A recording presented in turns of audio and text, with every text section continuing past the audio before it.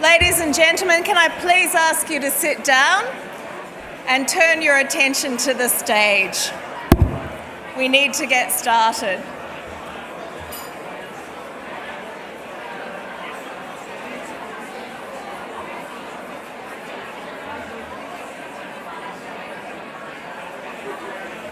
Take your seats, please. And I'd like your attention to the stage. I know it's been a long time since we've done this. Everyone's out of practice. But look, I would like to start the evening by acknowledging the Gadigal people of the Eora Nation, the traditional custodians of this land on which we meet. I pay my respects to the elders, both past, present and emerging. And obviously we are really out of practice because obviously we need to mute our phones as well. Well, good evening everyone and welcome to the Research Australia Health and Medical Research Awards. I'm Dr. Jonica Newby and I have the great pleasure of being your MC for the evening. Now, for those of you who know me, you probably do so from the television show Catalyst, the ABC's science program. I had the great honour of being a science reporter on that show for nearly 20 years. But what you may not know is what my original science degree was in. Does anyone know? Any guesses? Anyone? Yes, I trained as a veterinarian. I am, in fact, a qualified vet. So health and medicine were at the very foundation of my understanding of the world. And I can tell you, there's not been a day since that I haven't been grateful for that grounding, particularly in the last couple of years. And it's that work, your work, that I'm thrilled to be able to help honour and celebrate tonight. And what a treat it is to be here on so many levels. You're not on Zoom. I can actually see you. And as far as I know, no one is wearing Ugg boots. Although I confess I was wearing them this morning. Although I am a little disappointed with you all. I mean, please, someone could at least have brought their pet along just to, make us feel a bit more comfortable. We've got to ease back into these things. It has been an interesting couple of years, hasn't it? Before I go on, a little bit of information. Please note that the menu and proceedings are in our official programs, and the results booklet will be handed out after all the awards have been presented. We also encourage you to tweet from your seats, tagging @resaustralia.org and @ResAusAwards. There's also an Instagram tag which is #CelebrateResearch, RA 2021. One other item, mindful of COVID, we'll try not to handshake on the stage this evening. A friendly nod or even a little wave will suffice. Now, please bear with me for a second because I want to take you on a little personal diversion. I have invented a game. Now, don't panic. I'm not going to make you play it. But this is something that I've started doing at small gatherings, family gatherings and so on, particularly if it's the end of the year. And you know how conversations can go a little bit pear-shaped, on politics and even, dare I say it, opinions on vaccines. Well, instead of that, I do this game and it's very simple. I say to everyone, what were your personal highlights for the year? And this isn't a game that you win. You literally take turns going round and round and round the table for ages. And I highly recommend it. It is so joyful and so positive. And once you get past the obvious things, you start hearing all sorts of really surprising and interesting things. Like last year, I found out that a friend had gone snorkeling for the first time and she described her joy with that. We celebrated that. I celebrated my perfecting the Persian love cake during lockdown, which is flourless. But this year when I play the game, do you know what one of my highlights is going to be? Wimbledon. No, not because of Ash Barty, but absolutely yes because of that. No, it was that moment when Dame Sarah Gilbert was in the audience and the entire stadium stood up and applauded, and it went on and on and on, and it was so moving. Remember back in the dark ages, before anyone had even developed a commercially available vaccine for a coronavirus? Oh yeah, no, that was only 2 years ago. Remember way back when, before we had mRNA vaccines available? Oh yes, 2 years ago. It is extraordinary what health and medical researchers have done in extremis. And yet it is so rare that we have those moments where the public gets to celebrate those achievements. And that point in Wimbledon was a chance for ordinary people to all stand up and say, we know what you did for us, and thank you. Now, if we're doing personal highlights, of course, there's another one I just can't go past, and that is Dame Dolly Parton. Now, I know she's not a dame, but she should be. Vaccine, vaccine, vaccine, vaccine. I'm so sorry about my singing, but did you see that video of her? Yeah, you saw it? I mean, how extraordinary that this famously non-political woman took that step and actually rewrote the words to Jolene to encourage her largely southern, conservative and often anti-vax fan base to go out and get vaccinated. And not only that, she donated over $1 million to help develop the Moderna vaccine. I mean, this woman understands the science. Dolly makes me so happy. And so, on that happy, if on my part, slightly off-key note, sorry about the singing, now we have one of those rare moments where we can celebrate and honour the work that you do, and in particular, the work, of course, of the finalists and winners tonight, all of whom deserve our thanks. But before we get to the awards, we have another achievement that we're marking this evening. It is the 20th anniversary of Research Australia. And what a fantastic 20 years it's been. And what an outstanding group. Oh yes, why not applause for that? Why not?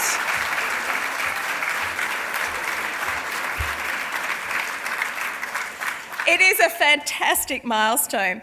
And what an outstanding group of Australians Research Australia has had the privilege of working with. So we're going to see a video now with some of them. See if you can recognise the faces. I recognised heaps.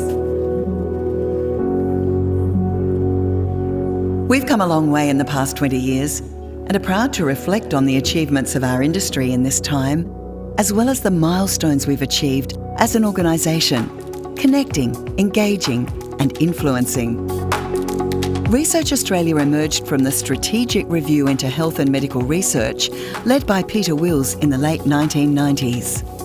The review identified the need for a national alliance that would bring Australian researchers together and unlock our potential as a world leader in health and medical knowledge as we moved into the 21st century. This has remained our overarching vision through 20 years of supporting and championing the sector. Research Australia is proud to represent the health and medical research sector from the laboratory through to the patient and the marketplace. Our mission is to use our unique convening power to position health and medical research as a key driver of a healthy population and a healthy economy. We're here to connect researchers, funders and consumers to increase investment in health and medical research from all sources and highlight the opportunities for health innovation and even greater outcomes from our amazing health and medical research. We engage Australia in conversation about the health and economic benefits of our national investment in research. And we advocate for the sector to influence government policies that support effective health and medical research and its translation into evidence-based practices and better health outcomes, and the chance to create economic outcomes along with it. Australian researchers have contributed to and led significant breakthroughs to improve health outcomes here and around the world. We can be proud of our researchers' world-leading expertise, innovative minds, and dedication to getting the best results for patients.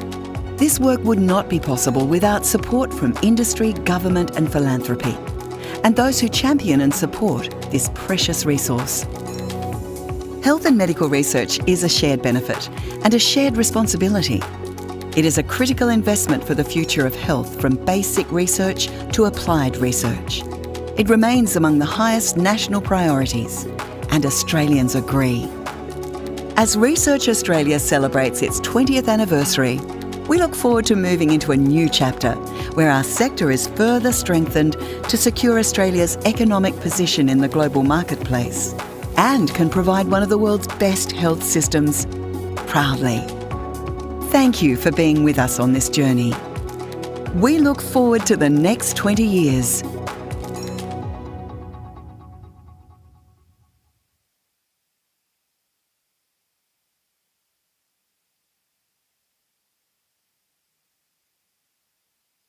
What a phenomenal 20 years it's been, and tonight, of course, is a continuation on that theme. And now I would like to invite the CEO of Research Australia to take to the stage for a few words. Please welcome the fabulous Nadia Levine.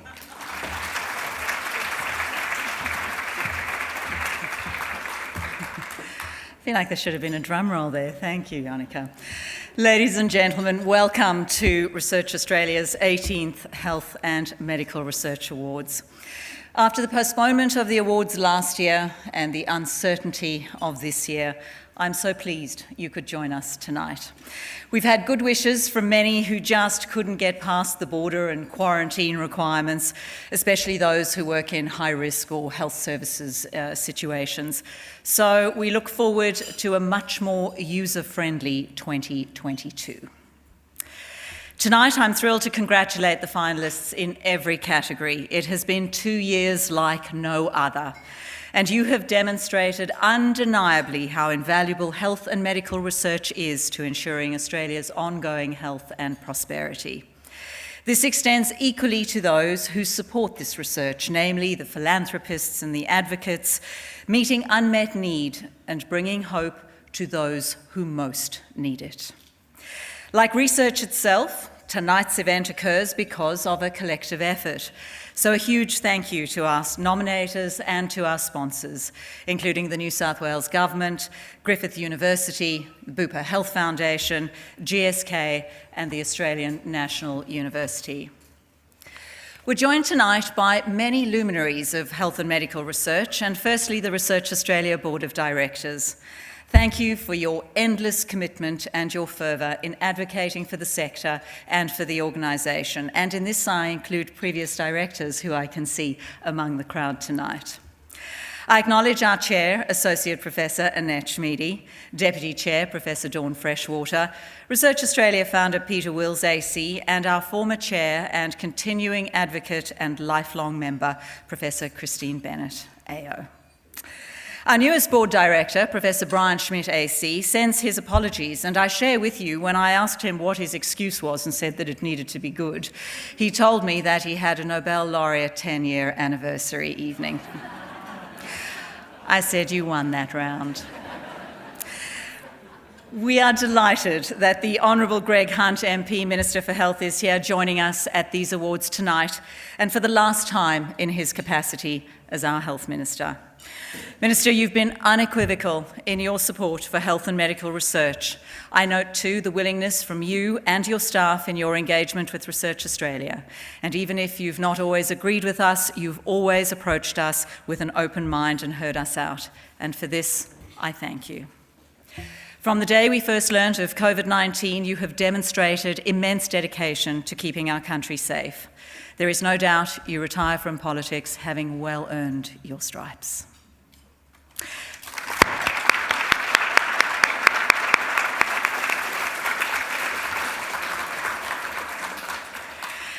We're also joined tonight by members of Parliament from right across the political spectrum who share our vision for ensuring their communities can access the best evidence-based healthcare. I'm pleased to welcome Dr. Fiona Martin MP, Dr. Mike Freelander MP, Zali Steggall MP, the Honourable Gabrielle Upton MP, Parliamentary Secretary to the New South Wales Premier, James Griffin MP, New South Wales Parliamentary Secretary for Health, who is here representing the New South Wales Health Minister Brad Hazzard, and Yasmin Catley, Shadow Minister for Digital, Customer Service and the Hunter. I also take great pleasure in acknowledging officials from the departments of, or rather from the NHMRC and ARC and health departments, both state and federal. I would particularly like to welcome Professor Brendan Murphy, Secretary of the Department of Health, and Deputy Secretary Paul McBride. We're also pleased to be joined by Elizabeth Koff, Secretary of New South Wales Health, Dr. Teresa Anderson AM from the Sydney LHD, and Ms. Deb Wilcox from the Northern Sydney LHD. So to our colleagues from health departments and parliaments around Australia, we know you have worked around the clock to keep us safe, sometimes under immense added pressure from those who have struggled to trust the science. Rest assured, you are well and truly among friends tonight. And just as our health and medical research community stood shoulder to shoulder with government in responding to the pandemic, so too we stand with you as our health systems adapt to the new normal. And Australians look to health and medical research for both health and new economic opportunities. To our loyal members, Research Australia is almost entirely member-funded, and it is your trust and your loyalty and your dedication to health outcomes for all Australians that fuels our advocacy. We know the past 2 years have delivered incredible challenges. When your labs were shut down, when promising experiments went cold, when you couldn't get into hospitals to run your clinical trials, and when crucial equipment never arrived. Research Australia, as your peak body, watched you respond with relentless determination and resilience. We told your stories to over 150 members of Parliament around the country. We published reports showcasing the sector's incredible response, and we know that these examples were also used internationally. And right now, we are developing a plan for what needs to change to enable you to continue to do that heavy lifting to help Australia respond to COVID-19 and the pandemics that sadly we know will follow. I'm proud to say that tonight Research Australia celebrates 20 years as the only peak body to represent the entire health and medical research pipeline. Set up by the Commonwealth 20 years ago now, we continue to respond to the emerging issues, to remain bold in proposing change and driving the sector toward new potential. And I acknowledge Peter Wills and Christine Bennett, who have played a crucial role throughout our history and now. As 2021 draws to a close, we now look to the future of Australian health and medical research and, importantly, the opportunities for our sector. Simply put, in 2021, conducting and translating health and medical research in Australia is still harder than it needs to be. Australia has among the world's top talent in health and medical research and the institutions to underpin new economic activity and greater clinical outcomes. When it comes to health and medical research, Australia does well, but Australia can do better. We are the beneficiaries of so much public investment, including the $570 million Frontiers Health and Medical Research Initiative that Research Australia was proud to develop along with the Department of Health. Our sector does not take this for granted.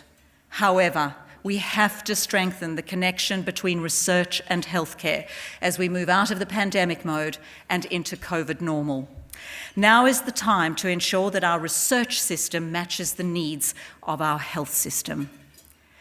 A national health and medical research strategy is needed to ensure a nationally coordinated investment in all stages of research, according to health priorities, according to economic impact. This idea isn't new. There have been 20 reviews of health and medical research over the past 15 years. More than half of them recommend a national strategy. Such an approach would facilitate research that is informed by the states and territories together with the Commonwealth to ensure more research-active health systems around the country. It is our medical researchers and health innovators who will deliver better health outcomes and cost savings for reinvestment into our health system. We cannot afford to ignore this. Australian government real health expenditure per person is expected to more than double by 2045. Our ageing population will require more care for longer. Our health systems are in post-pandemic recovery. Climate change, precision medicine, data science, these are all agents of change, and all of them expensive. Smarter, more strategic investment in health and medical research is the only way to future-proof our health system and secure our nation's economic productivity. 26 of the world's nations produce 95% of the world's pharmaceutical products. Australia was number 26 on that list, producing 1.27% of global pharmaceutical imports. We will always be a part of the global supply chain. The opportunity is for us to decide what our global competitive advantage is.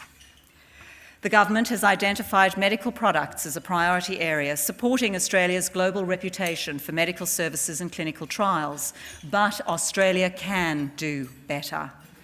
We can create new and globally significant enterprises like Research Australia's member CSL.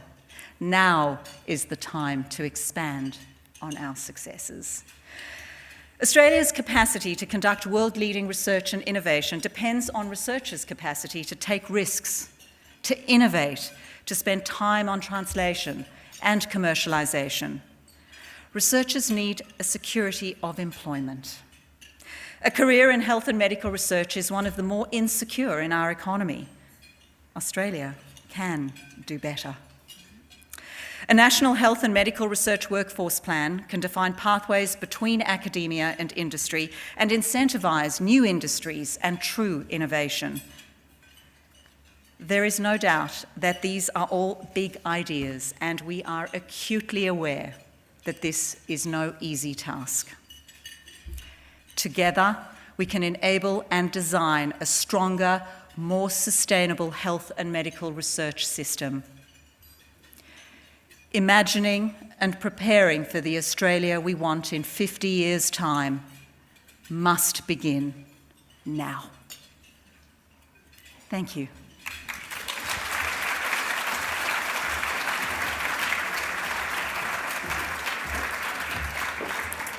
Thank you, Nadia. And now please do enjoy your entrees, and we'll be back very soon.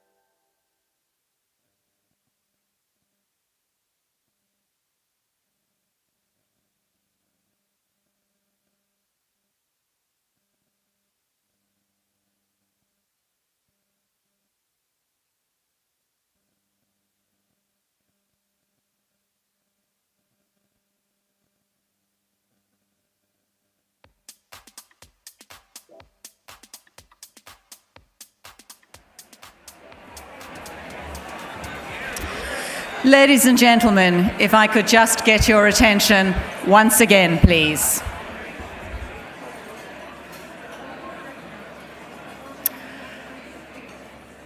Thank you. Thank you for your attention.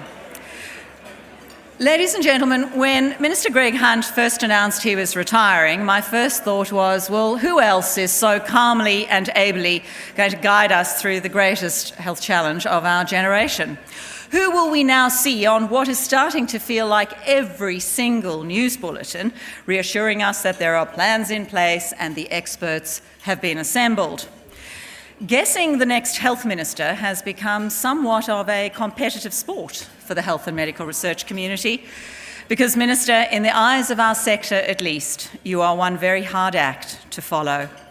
It is under Minister Hunt that we've seen an almost doubling of health and medical research spend through the rollout of the Medical Research Future Fund. And so many of us in this room have personal stories about when Minister Hunt has stepped in to help, and I'm talking about the wonderful San Filippo Children's Foundation, Childhood Dementia Initiative, the Children's Medical Research Institute, the Mito Foundation, the Colling Institute. They've all seen firsthand the priority that Minister Hunt places on protecting the health of our children.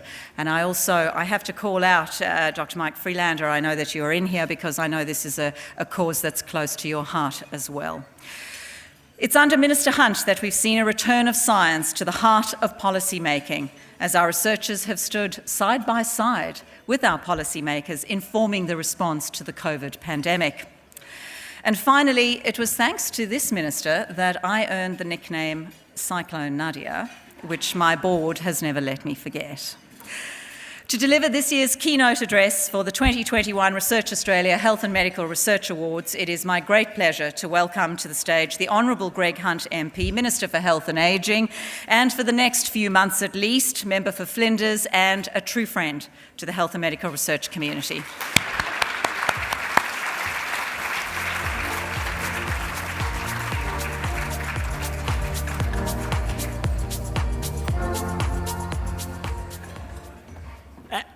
Well, thank you very much to Nadia, to the amazing Nadia, I think I'll call you this year with all of the energy that you bring, but to all of you here tonight, what a privilege, and to acknowledge Professor Schmidi, Professor Freshwater, all of the board from Research Australia, and although Brian Schmidt can't be here, I am assured that there are 2 future Nobel laureates in the audience. You'll just have to work out amongst yourselves which ones.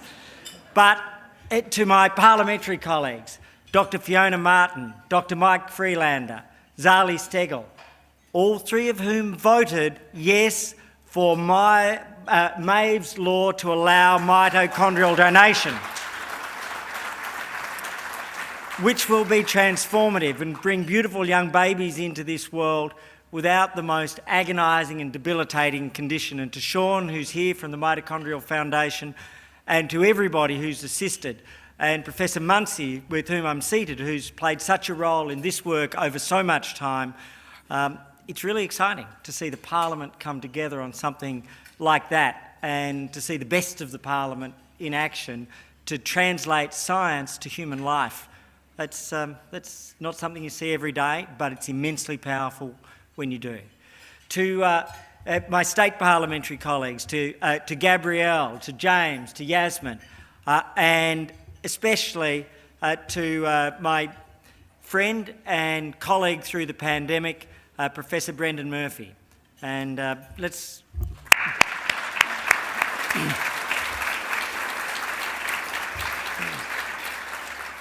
Brendan has been the interface between the scientific and medical community and the decision-making community.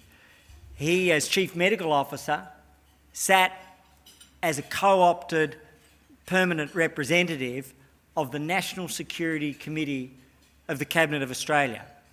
And it's a bit like being the 5th Beatle. And he represented your work and your research, your knowledge, your analysis, your advice. And that was how Australia came to be where it is through the course of a pandemic which has seen officially 5.5 million lives lost around the world, and the WHO indicates closer to 15 million.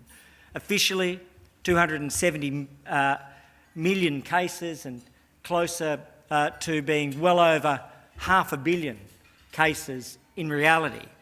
And to base a national response on science, to cooperate with this community, and to recognise that the results translate to one of the highest vaccination rates in the world, one of the lowest per capita losses of life, and therefore one of the strongest human and economic outcomes and recoveries, is to look at all of you and to say 2 words: thank you.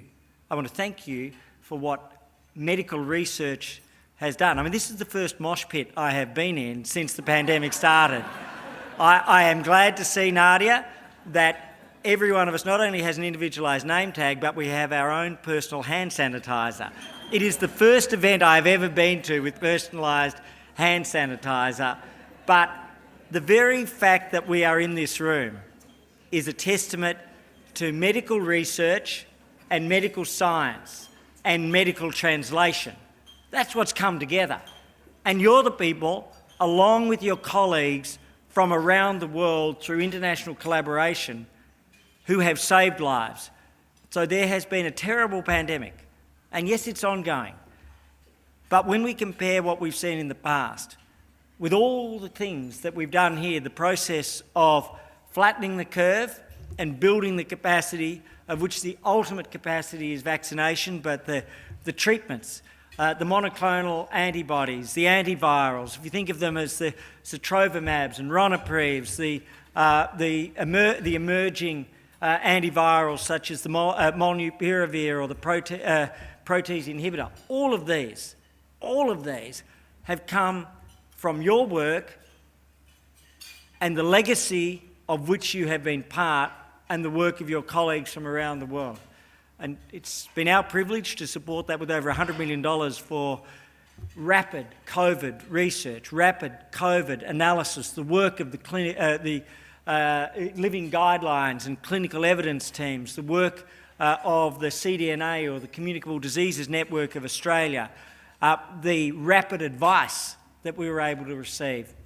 And then only last week to announce an additional $33 million for the next wave of challenges with COVID, long COVID, resistance to medicines, new strains emerging. We were quite timely with that. All of these things, that's money for Australian researchers to help us through the next stage and the next stage of the pandemic, and what will inevitably be the tail of the pandemic, both a health tail and a mental health tail, which will be long-lasting inevitably. So I want to thank you for all of those things. But I also want to say there's a lot more to health and medical research than the pandemic. And I met a little baby not that long ago, and his name is Isaac. It took a lot of people to create Isaac. You may be aware of Mackenzie's mission. Mackenzie's mission is named after a little girl called Mackenzie Casella, who had spinal muscular atrophy, and she lost her battle at 8 months, and her parents, Rachel and Johnny, were, as you would be, completely devastated. But there was a flicker and a resolve to try to make something happen, to make some sense of the loss of this beautiful little girl. And they had no knowledge, no reason to believe that they might have a child with SMA. And I met with them. There was a connection through Parliament. One of the security guards, my staff, found the security guard crying and asked why, and he said that his little granddaughter was set to pass with spinal muscular atrophy, and from that I met Rachel and Johnny. And the outcome of all of this was that we created Mackenzie's mission for 10,000 couples to have preconception screening for what was going to be a smaller number of genetic conditions. And these genetic conditions have now increased to over 1,000, which are being screened. And the 10,000 couples, that program is well underway. And that program has now given rise to pre-implantation genetic testing, which we announced only a couple of weeks ago, and that is what we've called Mackenzie's gift. So couples that are identified as being at risk of passing on a genetic condition can now have the support through the IVF program so as they can find a healthy fertilised egg which can then be implanted without carrying the agony of any of these 1,000 genetic conditions. And that number will multiply, and we know that that's going to happen.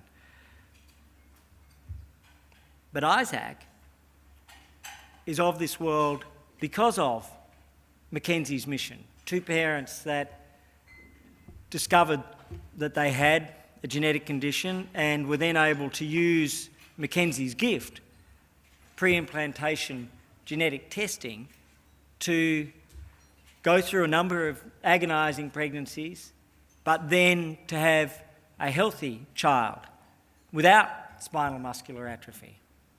And this was the last roll of the dice on the last throw of IVF. Isaac is Mackenzie's younger brother. And that, to meet that baby from a family who'd given up, from a family who'd lost everything, is to actually remind everyone in this room why what you do is of the most majestic purpose. And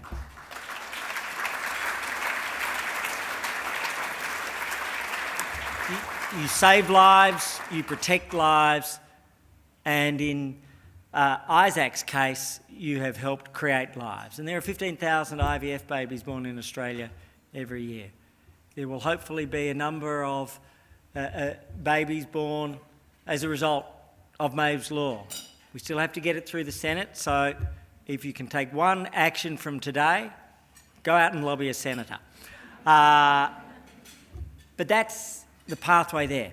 Now I want to step back just for a moment to give you the vision, firstly starting with the Medical Research Future Fund and the 10-year plan and your role, and then to talk, exactly as Nadia did, about the long-term vision for medical research right across the country. So in terms of the Medical Research Future Fund, it's a $6.5 billion fund over the course of the next 10 years. It's founded across the 4 pillars of patients, researchers, translation, and the great national missions. And in terms of the patients, in many ways the centrepiece is the Rare Cancers, Rare Diseases Clinical Trials Program, a $615 million program over a decade. That is bringing new treatments, new trials for rare cancers and rare diseases and unmet needs that would otherwise never have occurred in Australia. It's making us a global clinical trial destination for many of these conditions which may not have found a home elsewhere. The second thing is, of course, the researchers. And we have such a strong focus on clinical research as part of that. The first part is the Frontiers program. Research Australia, Nadia, has helped lead and design and bring this program, a $570 million program, to bear. And it's focusing on projects such as the Golden Hour Stroke initiative, which is about portable mobile stroke units in ambulances which can help save lives and produce outcomes which would otherwise not have been achievable within that first hour. The work on using artificial intelligence to diagnose and treat epilepsy, and so many others. But we have an important role here as we look at the future of the Medical Research Future Fund, and in particular at Frontier Science. It's time for the next 10-year plan. So I'm announcing tonight that we will be developing, before the end of March, the next 10-year plan for the Medical Research Future Fund. And as part of that, we will in particular hold a roundtable process which will focus on what you want to see in the plan and in the Frontier Science program in particular.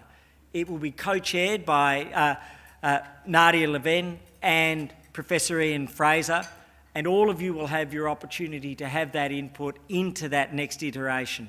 and it will give you certainty, understanding, a program which is already 93% competitive grants, and the others are major national programs such as the Zero Childhood Cancer Program. But related to that is in particular what we want from early to mid-career clinical researchers. And I'm really thrilled to be able to announce that before Christmas we will open a new round, a new program under the researchers component, pillar of the Medical Research Future Fund, a $42 million early to mid-career grant round for our brightest young researchers, to keep them, to inspire them, to retain them and to advance them. So,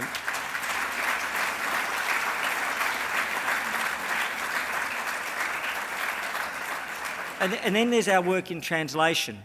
This is literally as Professor Munsey said to me, from benchtop to bedside, to take your developments and to bring them to patients. That's $1.5 billion all up of funding, but we will work with you on the design of those programs. And then finally, there are the great national missions built around the three themes of chronic disease for our Indigenous, our cardiovascular, the work in particular of our brain and mind theme, where we're looking at traumatic brain injury, brain cancer, we're looking at dementia. And then finally, the underpinning platforms for the next decade of the stem cell mission and the genomics mission. So all of these things are part of that next 10-year plan. But your role, your engagement, it's a rapid time frame, but we want to make sure that before the end of March, so it can be enshrined in the budget, so as it cannot be raided, it will be protected, that next 10-year plan from now to 2031. But then Nadia set a tougher challenge. She wanted to look out over 2 decades at not just the Medical Research Future Fund, but the way we integrate and bring together all of health and medical research in Australia. And that's Commonwealth and State, Gabrielle, working together, and James and Yasmin. It's the way we can bring the primary research, the theoretical research, the applied research, all together with a common vision and a common picture. Won't mean that everybody agrees on everything. And so I am delighted to announce that we will develop over the course of the next year. It's something I'd like to see finished by this time in 2022, Vision 2040. And Vision 2040 is a national health and medical research strategy for the next 2 decades.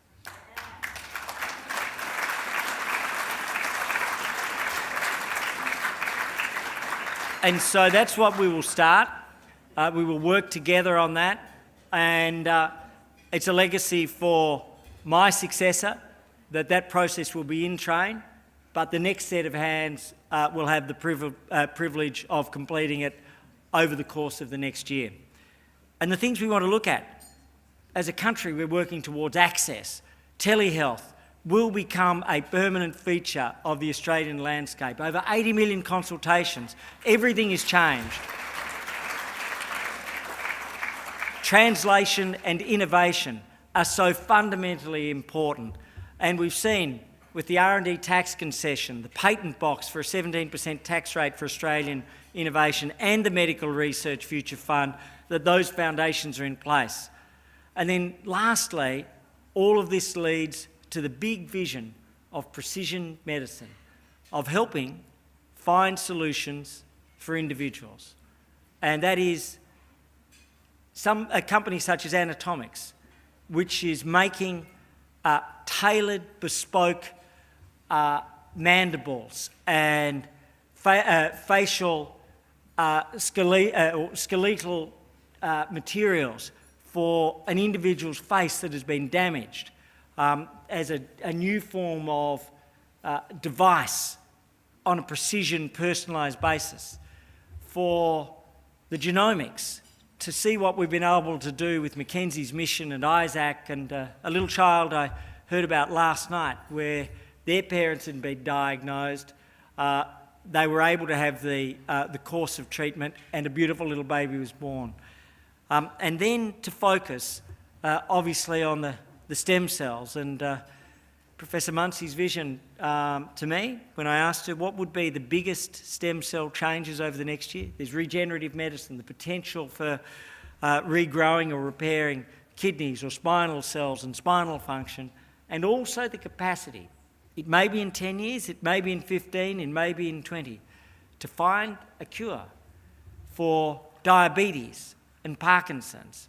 So these are the things that will happen. It's only a question of when and how quickly we can get there. Our task, together, through the 10-year plan for the MRFF, through the Vision 2040 for medical research and the strategy that comes with that, is to bring those cures, to bring those treatments earlier to more Australians and more people around the world, just as you've done with the vaccine program. I thank you and I honour you.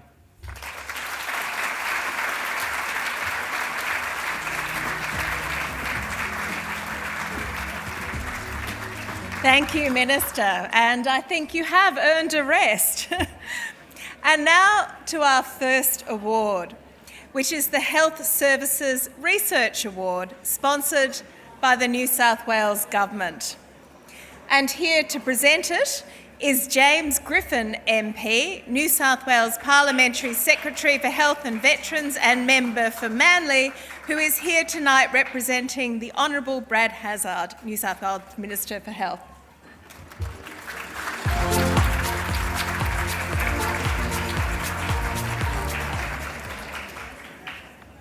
Good evening, ladies and gentlemen, and before I present the award, Minister Hunt, thank you very much. I want to acknowledge your service and your outstanding contribution over many years in the Parliament of Australia.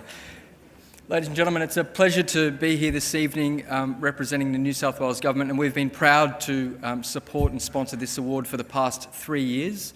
And indeed, it's a pleasure and an honour to be here in such wonderful company, and I pay tribute to each and every one of you and your colleagues over the many years of tireless work that you've done in this important space.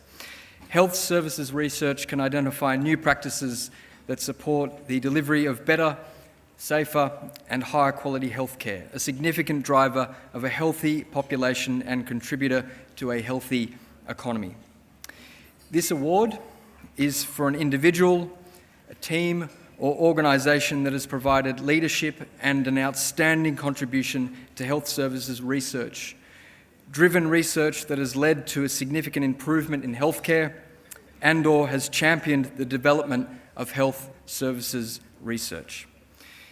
The nominations received in this category were highly competitive, and I'm pleased to acknowledge the finalists for the Health Services Research Award are Professor Julie Biles and Professor Brett Michael from the University of Newcastle,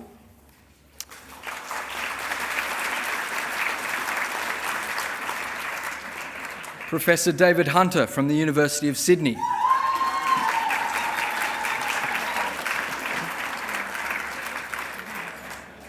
Professor Catherine Miahopoulos from Deakin University,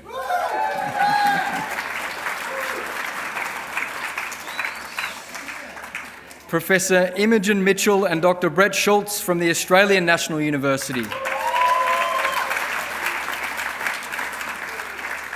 and Professor William Rawlinson AM from the University of New South Wales.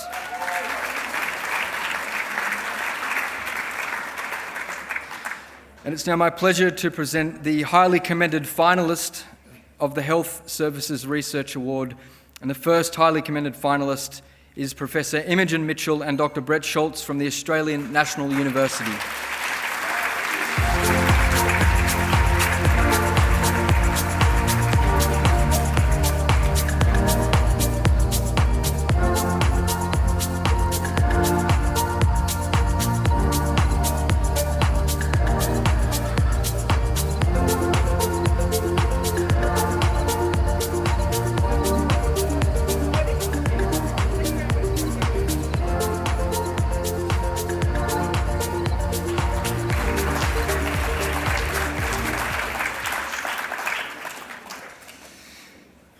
The second highly commended finalist of the Health Services Research Award is Professor Catherine Miahopoulos from Deakin University.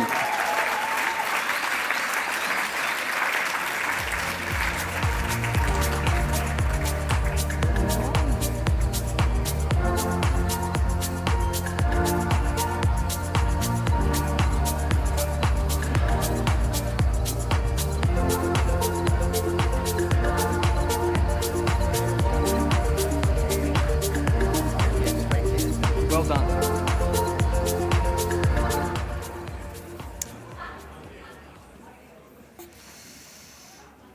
So I'm now delighted to announce the winner of the Health Services Research Award is Professor Brett Mitchell.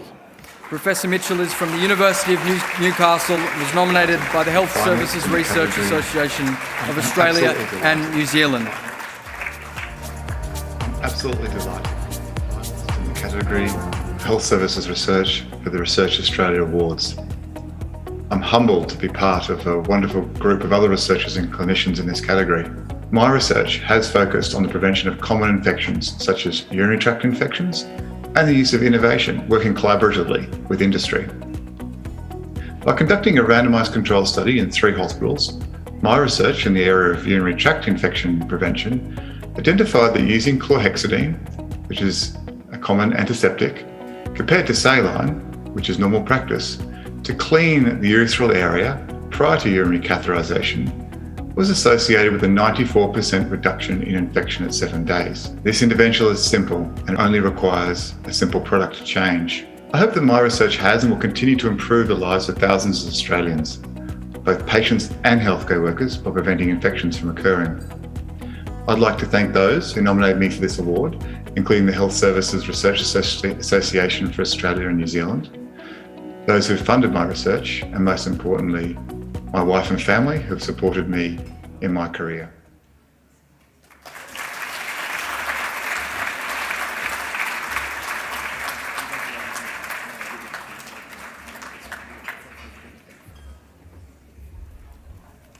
Well, thank you. Please, one more round of applause for all our finalists and, of course, the presenter and our very deserving winner. Okay, that brings us to the next award. Our next award is the Data Innovation Award, sponsored by Bupa Health Foundation. It will be presented by the Honourable Gabrielle Upton, MP, New South Wales Parliamentary Secretary to the Premier and Member for Vaucluse, and Dr. Chris Dalton, National Medical Director, Bupa Australia. Please welcome them.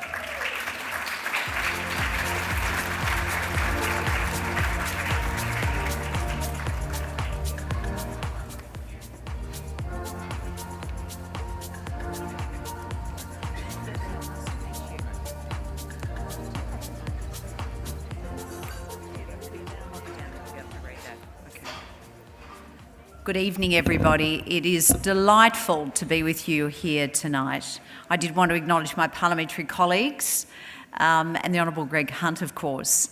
And I did want to say congratulations to the organisation hosting tonight. You span a stakeholder group that goes from researchers through to listed companies. That is quite some achievement to be able to bring those diverse stakeholders together. To Nadia, what a force of nature. She is magnificent and so poised and so strategic with her view of where medical research needs to go over the next 40 years. I also wanted to pay tribute to Peter Wills, who I'm sitting next to tonight, delighted to share a table with him. And in my work, Peter has been so generous in sitting with me, and as does not often be the case, have him share with me his pathway in designing, at least for New South Wales and now federally, of course, a pathway for medical research, a strategy around medical research and how you might execute against that. There are many things that governments do, and state governments deliver services. We deliver education, transport, but the experience of COVID, of course, has reminded us that central to all governments in what they deliver, whether they're federal or state, is the protection of the health and safety of our community. And that has really come home to us through the COVID experience over the last 2 years. I did, while I have the opportunity, want to salute two people and all the many Health New South Wales people who are here. Now, Elizabeth Koff is there, our Secretary.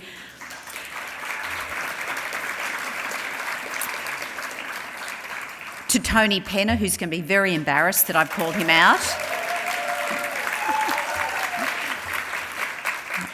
To the health infrastructure leadership are here, but we could not have done our job to protect the health and safety of our community in New South Wales without those extraordinary people, and of course Kerry Chant I want to single out. So health is central to what any government does when it's elected on behalf of community. Yes, there are immediate challenges of the health of our community we need to protect, and obviously that became obvious in terms of a response to COVID. But we need to think ahead as governments, and I wanted to assure you on behalf of the New South Wales Government that we do have a vision in that regard. It involves a dedication to translational research, but beyond the immediate needs that are called out to protect the health and safety of our community. And it's through our Accelerating Research and Development program and action plan that was launched by the Premier early this year. It really hones in on the state's role in that important work. It goes to the point that we are not the federal government. There are some levers we don't control. What we do control is how we use our procurement dollar to procure innovation around health, how we convene and bring people together in places like our health precincts, like the exemplar work that goes and gets done at Westmead Health and Innovation Precinct. It also talks about how we can bring people together and frame up what they're going to do in that area of health and medical research. And so I was so gratified to be with the Health Minister, with the Treasurer, with the Premier to announce $96 million into an RNA manufacturing pilot facility just 2 months ago. We did that because, yes, it responds in part to the COVID pandemic, but it does more than that. It actually is a down payment by our government to the RNA industry that will be an industry of the future, a biotech industry of the future. And that's our role, to take the risk in those parts of medical research where the private sector simply does not have the risk appetite to go. There is so much more of that we need to do, and we will do in this state. You might have heard the Premier's Bradfield address on Thursday, where he talked about research and universities. He called research a superpower, which I was so gratified to hear him say. So he's really called out research as a driver for industry, jobs, and protecting the health and safety of our community in New South Wales. I'm so gratified because I really, truly feel that New South Wales is at the forefront and a new era of being able to protect the health and safety through development of new technologies.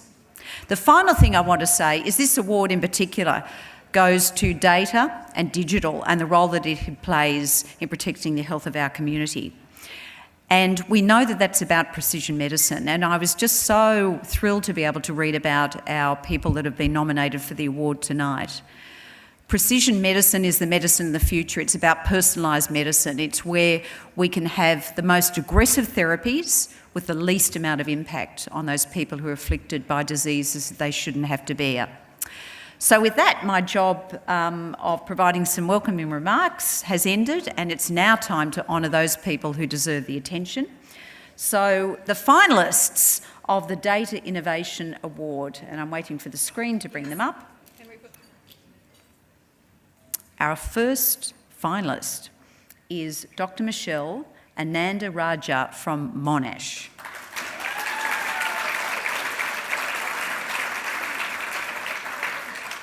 Our second finalist is Associate Professor Catherine Blackholer from Deakin University.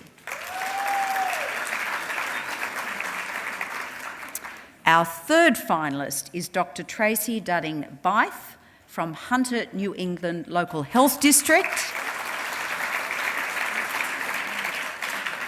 And our fourth finalist is Dr. Debbie Scott from Monash University.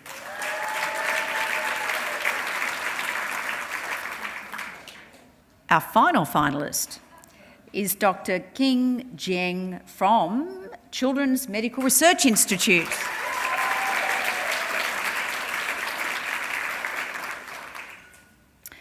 The first award goes to the Highly Commended category.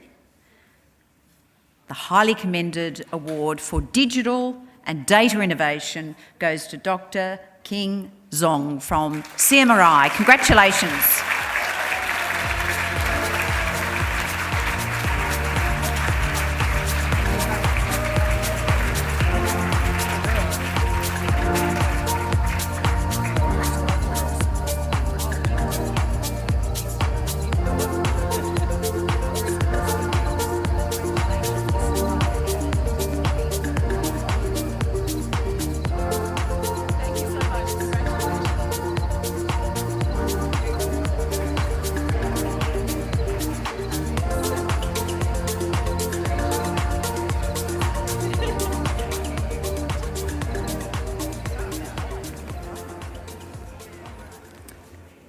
Thank you, Gabrielle, for those inspiring words. And it's my great pleasure on behalf of Bupa to announce the winner of the Data Innovation Award for 2021.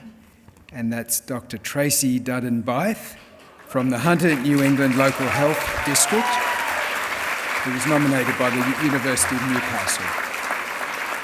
I'm Dr. Tracy Dudden-Byth, a clinical geneticist from Hunter New England Health and a Conjoint Associate Professor at the University of Newcastle and HMRI. I'm honoured to be a finalist for Research Australia's Health and Medical Research Awards in the category of Innovative Data for the FaceMatch project.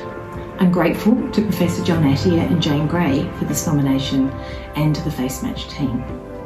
FaceMatch uses state-of-the-art computer vision technology to match the faces of children with syndromic intellectual disability, to assist in the interpretation of DNA data and to facilitate the discovery of novel intellectual disability genes. Despite testing 1,500 developmental disorder genes in a single analysis, 50 to 70% of patients with moderate to severe intellectual disability remain undiagnosed, and there are an estimated 2,000 developmental disorder genes still to be discovered.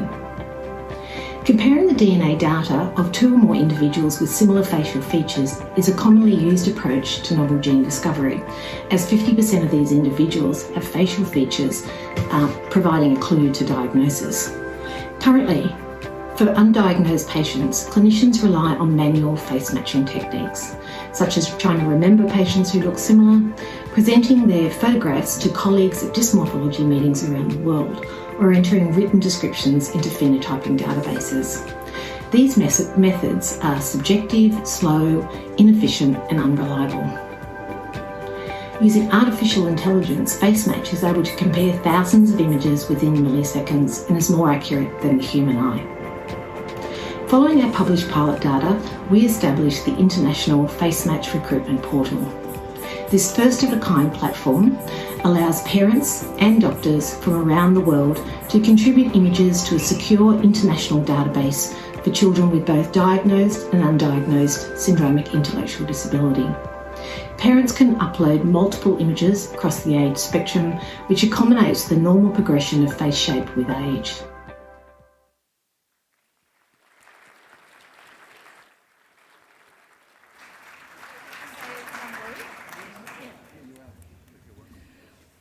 Actually, while I was here, I just wanted to thank one person, in addition to my husband, Minister Hunt. I can't see where you are, but I have a child with a rare disease, and I just wanted to thank you so much for everything you've done for the rare disease community and to the National Rare Disease Plan. So thank you from the bottom of my heart for your kindness and your compassion to this group of patients who are known as orphan diseases because until recently they've been neglected by research groups. Thank you.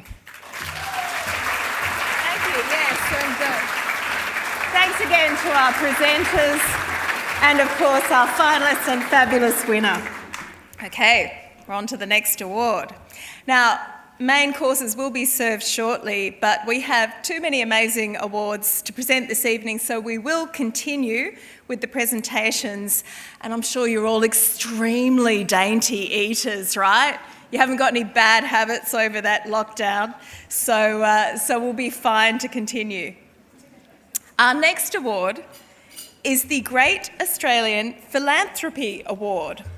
As we well know, research requires funding, and it's wonderful to recognise the individuals who provide such generous philanthropic support.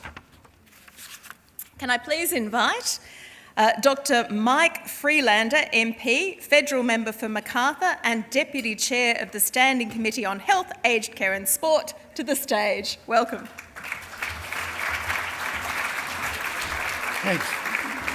Thanks, Jonica. It's a great privilege for me to be here today, and I'd like to acknowledge a whole range of people, but especially Nadia, who is a force of nature, as has already been mentioned, and really is driving Research Australia to ever greater heights, and I congratulate Research Australia on its 20th anniversary. My age of medicine was the age of the cause. We were very good at finding the cause for things, not very good at finding the cure. We are now in the age of the cure, and it is unbelievable that to me, that kids that I saw that had disorders that were fatal in childhood now have a cure. Cystic fibrosis, the new treatments now are giving kids born with cystic fibrosis the chance of a normal lifespan. Spinal muscular atrophy has been mentioned, and there are others in the pipeline to come. There are now viral vector gene treatments for haemophilia that will obviate the need for factor VIII injections, and we really are at the cusp of a tsunami of new biologically, genetically based treatments that will change the face of the specialty of paediatrics and beyond. So we are, as a still working paediatrician, very grateful for everything you do. And the pandemic has shown us in Australia how much we rely on our researchers to bring us up to speed with the rest of the world and even surpass it. And our response has been remarkable. I have children who live overseas, and our response in Australia has been remarkable, led, of course, by Greg Hunt and Brendan Murphy. And I would like to pay tribute to them for our pandemic response. And I'll be sad to see Greg go. And he has certainly been very kind and very welcoming to me when I came into politics from my medical career. I'm here to present the Great Australian Philanthropy Award. I'd like to acknowledge my parliamentary colleagues, Zali and Fiona, James, Yasmin and Gabrielle, and in particular I'd like to pay tribute, as I've said, to Greg Hunt for the way he's led us through the pandemic and in his role as Health Minister. I completely agree with his idea of having a national research plan led by Research Australia, led by the researchers who are doing all the hard work. And I congratulate you all and I thank you all for your work that is changing the face of medicine in Australia. The Research Australia Great Australian Philanthropy Award. It is my pleasure to present the highly commended finalist of the Great Australian Philanthropy Award, and the highly commended finalist is Bruce Neal from the Menzies Institute of Medical Research at the University of Tasmania.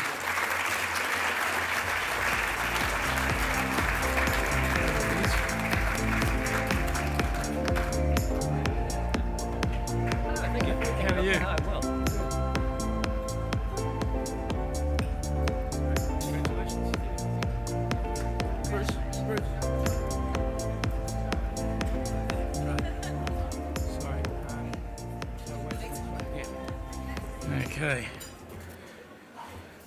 Now, the winner of the Great Australian Philanthropy Award for 2021 is Andrew and Jean Miller, the directors of the Miller Foundation. Unfortunately, Andrew and Jean can't be here with us today, but a representative will take their place. They were nominated by the Burnett Institute. We do have a Miller here. Oh, do we? We do. Oh. Oh, you're both here. Well, then, welcome. Welcome, and come and receive your award, please. My father, in his youth, arrived from the country with no particular career planned in front of him, but set himself up by going through the accounting world, achieving his chartered accountancy. When he retired, which was actually at 90 years of age, he decided that he would like to contribute back to the community and put most of his accumulation into the Miller Foundation, which started us in 1974. We've always been fairly passionate about medical research. There's huge needs in things like domestic violence and child abuse and all that sort of thing. And so I think we are trying to broaden the base a bit other than just medical research or research generally. You can leave a clause in your will to provide charitable expense, but it's much better, much more rewarding to do it while you're alive, and you can see the benefit as you are alive, and the research and the outcomes are too. So I would recommend that those that can afford it could put aside something, a part of their accumulation to support research, medical research, or people in need, the environment, or whatever. So I think there's quite a satisfaction coming out of that, if I can say so.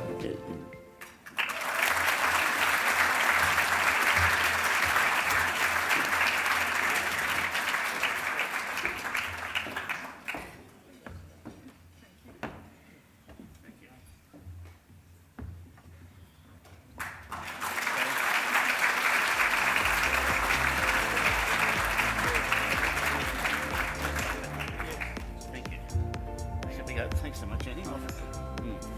Yes. Well, please thank again Andrew and Jean Miller. Congratulations, and thank you for all you have done for all of us. Just off to the left of the stage there, yes. Well, if there's one thing we've learnt to do in the last couple of years, it's pivot. And when your guest you thought was zooming in is in fact live, what a fabulous thing that is to have. Thank you again. So on to our next award, which is the Frontiers Research Award. And here to present it is Professor Russell Gruen, Dean of the College of Health and Medical Sciences, Australian National University. Welcome. Thank you very much, everybody, and greetings. The Australian National University is proud to sponsor the Frontiers Award. And I'm proud to be here representing our Vice-Chancellor, Brian Schmidt, who is, as you know, right now zooming with his Swedish nobility in celebration of it being a decade since his Nobel Prize. He does lead by example, and several times over the past couple of years, he's wondered out loud what is more difficult, to win a Nobel Prize in physics or to be a Vice-Chancellor during a global pandemic. The ANU, which is all of our national university, was established in 1946 as an intellectual powerhouse to help our young nation successfully navigate through the major post-war health, social and economic challenges.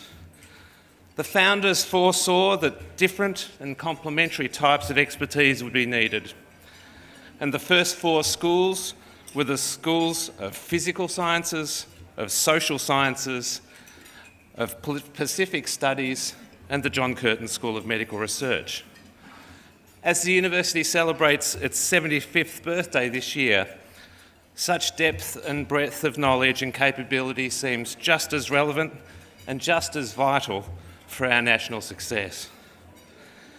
And I've been inspired by literally hundreds of my colleagues who have, over the past 2 years, stood up to support the national response to bushfire and to pandemic with the same spirit of generosity and pride.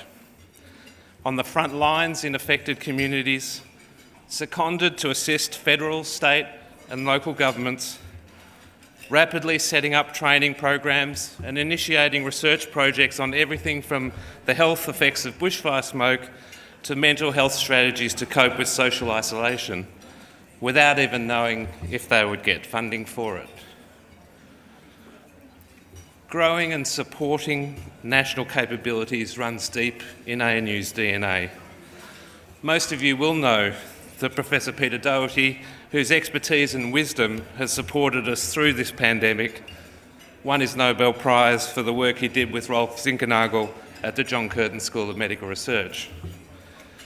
Maybe fewer of you know that ANU's National Centre for Epidemiology and Population Health has, since 1988, been Australia's only accredited practical field epidemiology training program and has trained several hundred public health equivalents of clinician scientists who have been many of the leaders and foot soldiers that have kept us safe. Sponsoring the Frontiers Award is another way that ANU supports our national capabilities. The strengths across all of Australia's research institutions position Australia well as a global leader in innovation. Research Australia was passionate in advocating for the establishment of the MRFF Frontiers Grants Program, and this award is a further celebration of the success of innovative research at the frontiers of our knowledge of human health. This category recognises transformative research by an individual or a team that will enable Australia to be positioned as a global leader. The finalists for the Frontiers Research Award are Professor Wojciech Kurzynowski from the University of Sydney,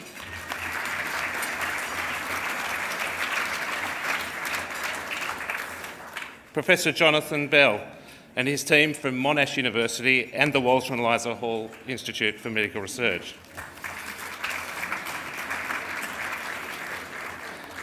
Professor Mar Gundy from Mater Research.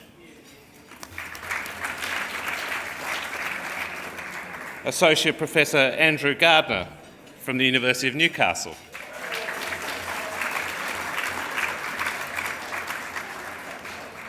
Dr. John Parker from Saluda Medical.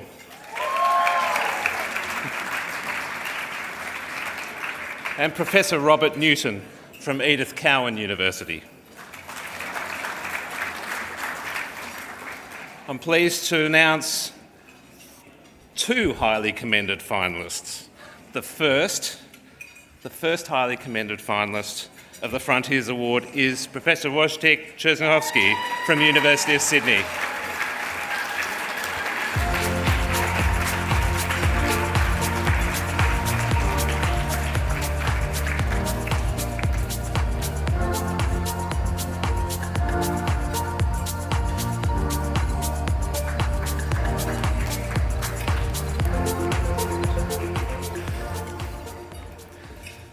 The second highly commended finalist of the Frontiers Research Award is Professor Robert Newton from Edith Cowan University. Now, unfortunately, Professor Newton couldn't be here this evening, and the Matthews family will accept the award on his behalf.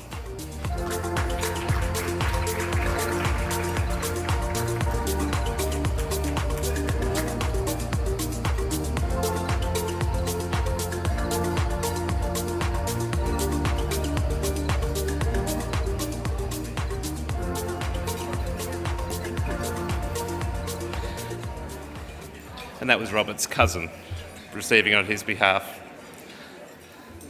I'm now delighted to announce the winner of the Frontiers Research Award for 2021 is Dr. John Parker, the founder of Saluda Medical, who was nominated by the University of New South Wales. It's a real honour to be nominated for the Research Australia Frontiers Award for myself and for Saluda Medical. We began researching spinal cord stimulation about 12 years ago. Spinal cord stimulation is a technique that's been around for about 40 years and it's effective. 50% of patients get about 50% pain relief. And in about 2009, we decided what could we do to understand spinal cord stimulation and what could we do to improve it. This has been a great project. I have a saying about great projects, which is, how do you do a great project? You get great people. And how do you get great people? Well, you've got to do a great project. It's one of those catch-22s. And I have to thank Nigel Lovell from the University of New South Wales for nominating us for this award. largely because many of the great people that we have that work at Saluda Medical have been expertly trained in biomedical engineering by Nigel and his team at UNSW.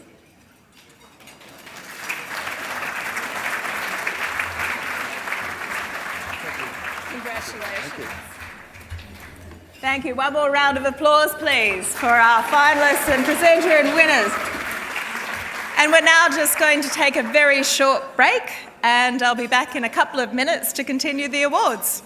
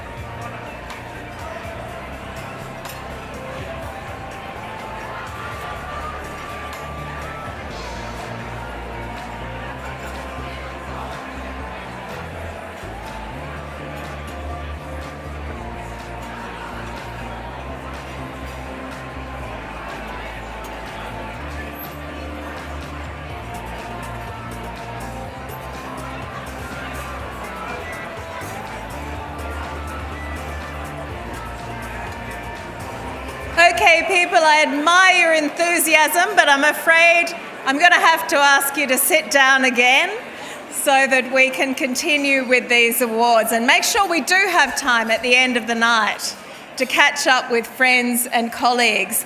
And I would also invite the presenters of the next award to start making their way to the stage.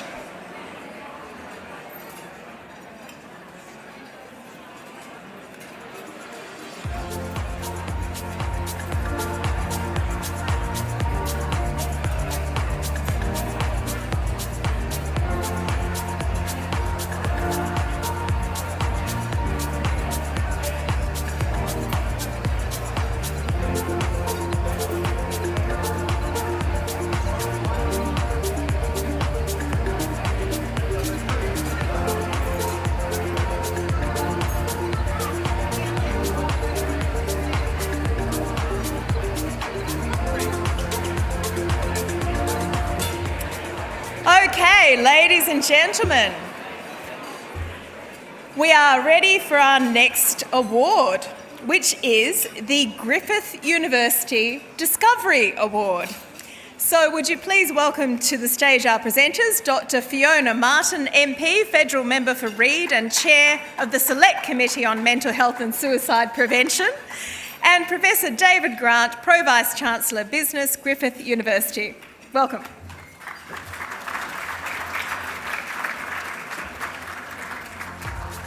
Good evening. It's wonderful to be here this evening. To Nadia and her team and to the Board of Directors at Research Australia, congratulations on reaching this important milestone. And to my colleagues in the room, Greg Hunt, you are going to leave some big shoes to fill. 20 years of service, you've been an incredible, incredible health minister. To Zali and to Mike, also here in the room, and to James, and to Gabrielle and to Yasmin, wonderful to be here with you this evening. And to everybody else in the room, it is so good to be amongst researchers, to be in a room where people know what a Cochrane review is, to be in a room where they know what a double-blind controlled trial is. For those that don't know, I am a registered psychologist and also the federal member for Reid. For 20 years I practiced as an educational and developmental psychologist and also as a researcher. I studied at the University of Sydney. I did my research in the Faculty of Medicine, which confuses people. I'm not a medical doctor, I'm a psychologist. And I decided in 2019 that I should become a federal member of parliament. So I now represent the inner West Sydney, the multicultural seat of Sydney called Reid. And I'm very, very honoured to be a federal member of parliament, but it also has its challenges. There were many jokes when I first started. Oh, the child psychologist in federal parliament. I wasn't registered for Medicare, but the door was always open. No, it is wonderful to be here this evening, and can I just say how important research is to the healthcare sector. We've gone through some very, very difficult times, and it wouldn't be possible without the people in this room for everything that you do, whether you're working on the heart, the eyes, the lungs, whatever part of the body it is, you know, your work and everything that you do contributes to our healthcare system and the future of our country. So I am grateful to be here and to be part of this evening. Thank you very much.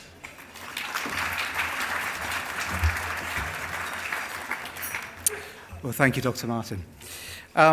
So Griffith University is absolutely delighted to be the sponsor of this Discovery Award.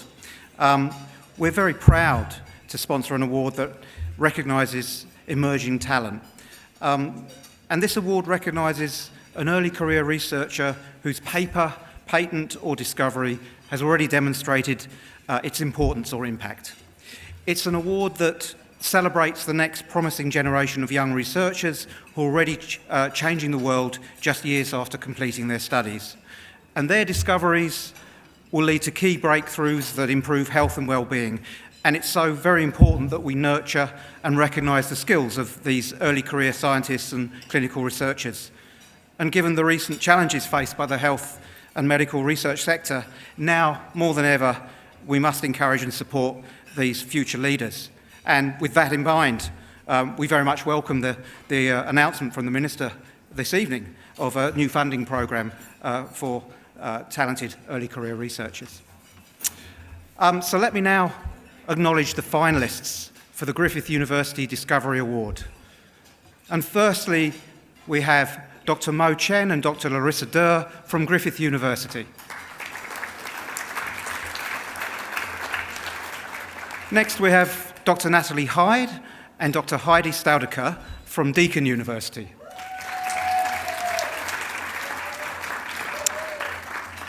We also have Dr. Daniel Joy Ingle from the Australian National University. And finally, Dr. Jiao Jiao Li from the University of Technology, Sydney. Well, this year the nominees for this category were of such a high standard that the committee felt it necessary to select two highly commended finalists. And the first of these is Dr. Natalie Hyde from Deakin University. Congratulations.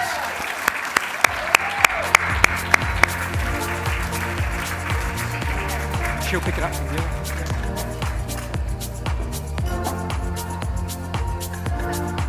I believe so.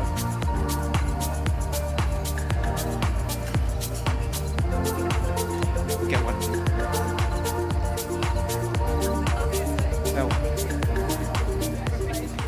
Congratulations.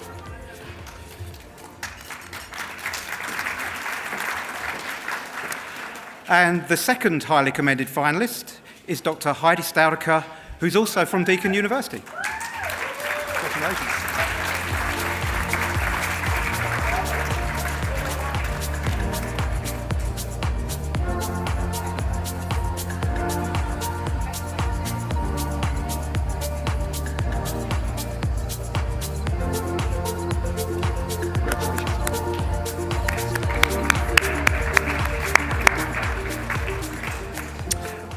Okay, so I'm now delighted to announce the winner of the Griffith University Discovery Award for 2021, and the winner is Dr. Mo Chen from Griffith University. He's nominated by Griffith University. We nominated Research Australia's Griffith Discovery Award. It's important to me. The most important thing, I want more people know our work, because even I work in a really big group, I think I need like different support from different area all the time. We're working on a spinal cord injury project. The aim of the project is to build a really good therapy for spinal cord injury. We're using a lot of 3D printing technique, but mainly we're still based on cell biology. And the strategy we're using, not using just the normal like a cell suspension for transplantation, when comparing our technique to other people, like other stem cell therapy or other cell therapy. Thanks for Research Australia nominate me as the Research Australia's Griffith Discovery Award, and also thanks for Griffith University. It's the best research environment.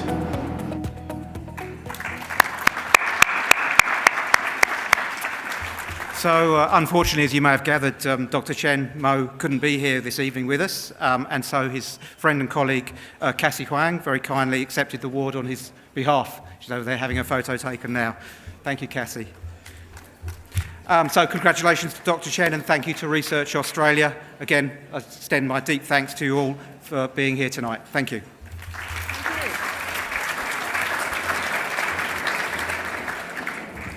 I'm loving the enthusiasm at the tables. Keep going with the cheers. It reminds me I'm not on Zoom. This is really happening in real life. Fantastic. Okay, on to the next award. Our next award is the Advocacy Award. As important as the research is itself, is those who push to get the research recognised and funded. And to present it, I would like to invite to the stage a great advocate herself, but let's not forget also Olympic medalist. Ms. Zali Steggall, OAM, MP, Federal Member for Warringah. Welcome. Thank you. It is such a pleasure to be here tonight. I would like to start by acknowledging the traditional custodians of the land on which we're celebrating tonight, the Gadigal people of the Eora Nation. And I'd like to pay my respects to their elders past, present and emerging, because there is much that we can learn from them. It's such a pleasure to be here with you tonight. This is a very illustrious room. It's a little daunting, I should say. I'm here to present the Advocacy Award, and that is something I feel very strongly about. I can't think of a time in my life where health advocacy was more important or more valued than in the last 2 years with the COVID-19 pandemic. Throughout the pandemic, we all looked to health advocates for guidance and leadership. And I'm very fortunate that amongst my constituents in Warringah, some are in the room tonight, which is incredibly special. We have renowned epidemiologists, many doctors and health professionals whose advocacy and research I've relied upon so much throughout this pandemic. And I must say a very special thanks to Professor Mary Louise McLaws, who has helped a lot with my constituents. In these challenging times, to raise attention to any issue apart from COVID-19, even climate change, which is very special to for me, has been a struggle. But it's so important that we pursue this research, that the health sector successfully rise above COVID and to bring forward the solutions for so many people. The award tonight recognises and congratulates exceptional contributions made by advocates who help raise community awareness and understanding about the importance of health and medical research.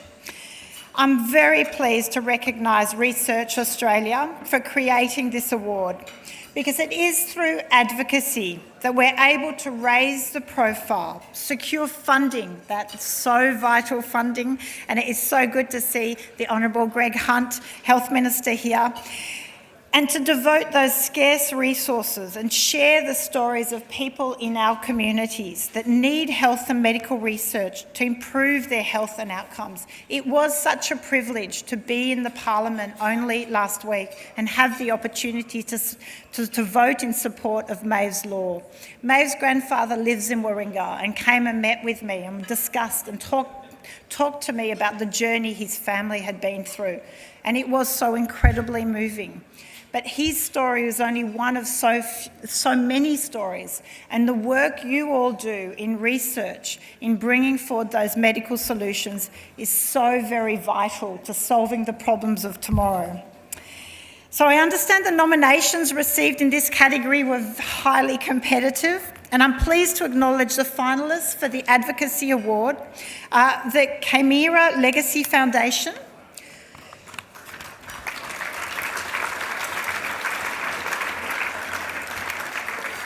Dr. Lee Ashton from the University of Newcastle, Professor Megan Munsey from the University of Melbourne, and the National Breast Cancer Foundation.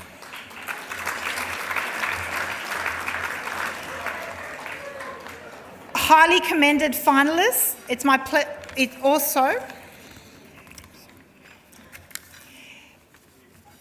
pleasure to present the commended finalist of the Advocacy Award.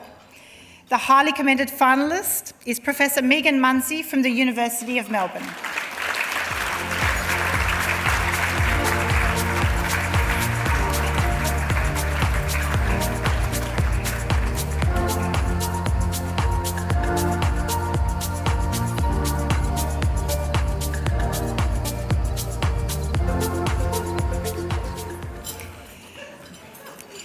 And finally, the winner of the Advocacy Award for 2021, which is such an incredibly important role, the Chimera Legacy Foundation. And I'm delighted to welcome Damien Thompson, founder of the Chimera Legacy Foundation, to accept the award virtually tonight.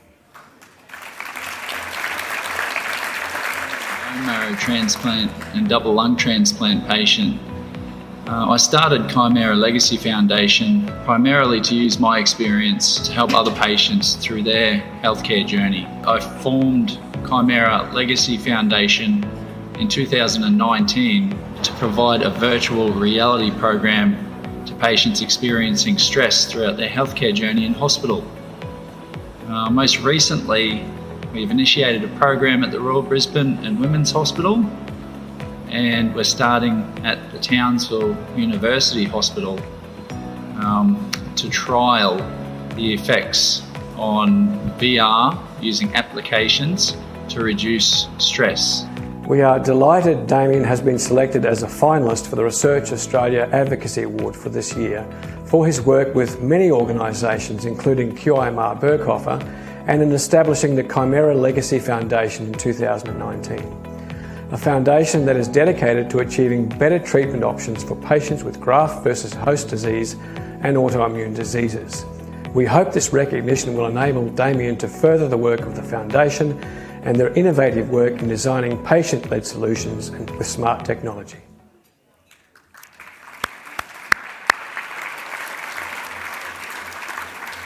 Thank you. So thank you.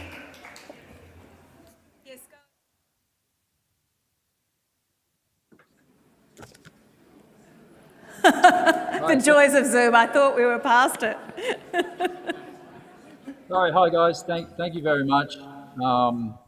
It's a true honour to be recognised, let alone actually win this award, and it speaks to the hard work that the team at Chimera Legacy Foundation are doing behind the scenes to make all of this happen, and providing virtual reality to patients to reduce their stress, with a goal to ultimately improve their healthcare outcomes. So we have many people to thank, from James Bettelago, Stephen Adam, Bill Petch, Rob Boots, who is forming the clinical trial process around the use of VR, to further understand how we can address specific stresses associated to that treatment. So and thank you to QIMR and Research Australia.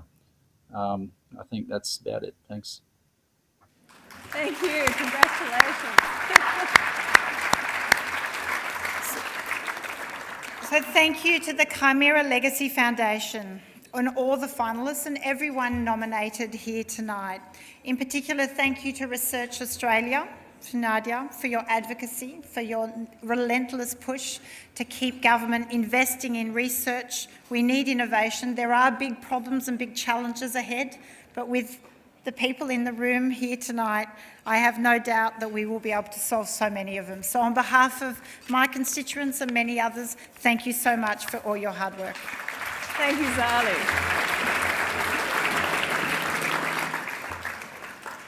Well, people, we're on the home stretch and dessert will be heading our way fairly soon. The next award is the GSK Award for Research Excellence. And this year, it is actually 2 awards, one for 2020 and the other for 2021. To present the awards, please welcome Dr. Alan Paul, Country Medical Director, GSK Australia.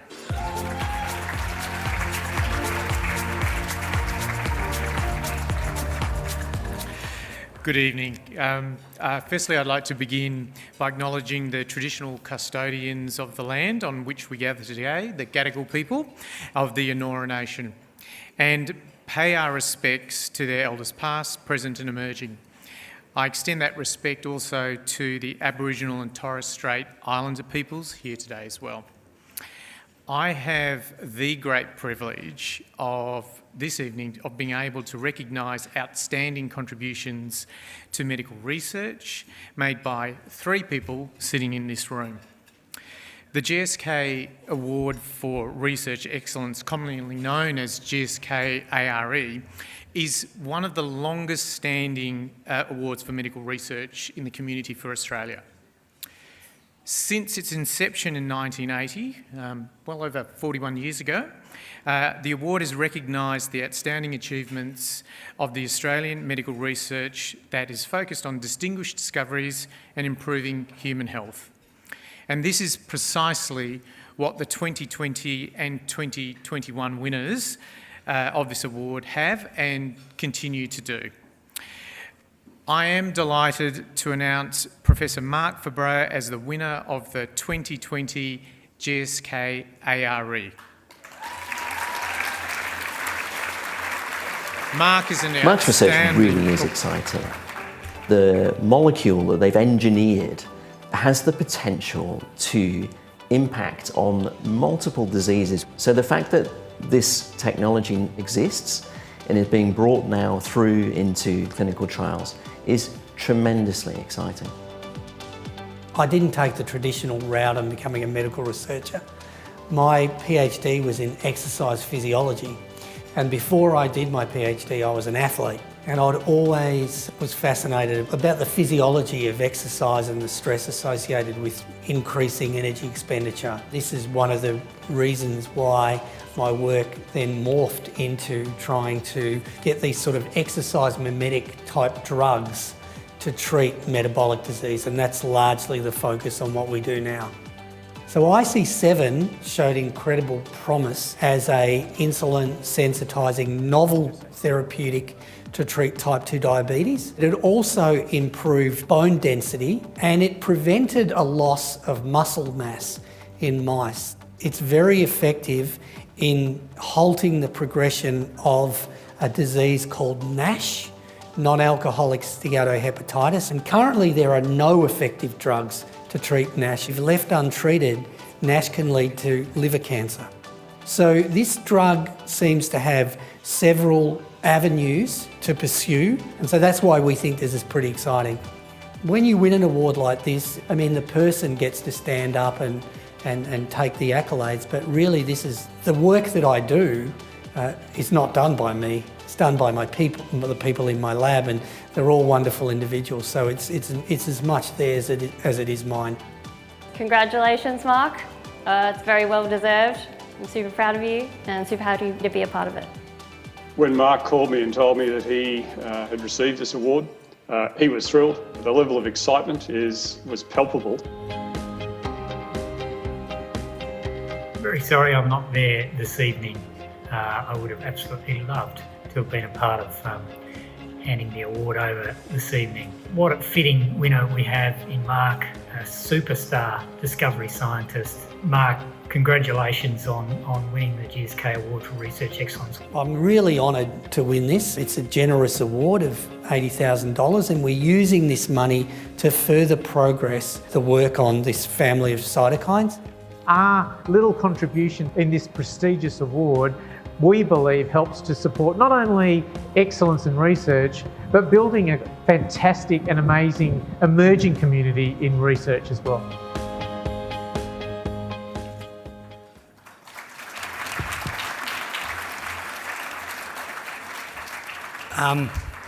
Thanks. I'm going to keep this really brief because 2020 was so beta strain and so Zoom, and it's really the night to celebrate 2021, but I will keep this brief. I'm going to thank a few people. First of all, I want to thank my partner, Robin. She has pulled me out of a place where my life was only about science, and now I have real balance, so thanks, Robin. I also want to thank three people, two who are in this room. Gary Jennings, who is the director of the Baker Institute. John Maddock, who I don't think is here, who is the director of the Garvan Institute, and Arthur Christopoulos, who's the dean of MIPS. They saw potential in me that, quite honestly, I still don't see. So they've given me the opportunity to do my work. Finally, I really want to thank GSK, and that video was made 12 months ago. That money that was invested by GSK got me through the valley of death, and I can pretty much announce now that that money helped us attract a venture capitalist from New York, not from Australia, sadly, but we now have founded a new company based on that discovery. GSK's money was fundamental in us achieving that. I don't want to get political, but I think it's time for there's got to be more Australian investment and more R&D from Australia so that the company would actually be an Australian company, not a US company. But I'm going to end there and thank you for coming and cheers.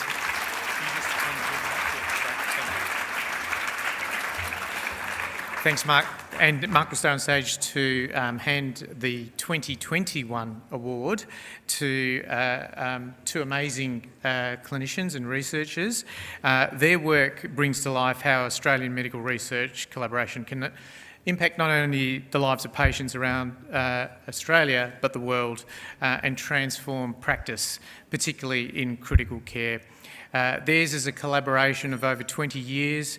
Their landmark patient trials have transformed clinical guidelines, contributed major financial savings to healthcare systems, and significantly improved outcomes for people who've been treated with critical conditions like sepsis, traumatic brain injury, acute kidney failure, and acute respiratory failure, let alone all the work that they've been doing in the last couple of years with COVID.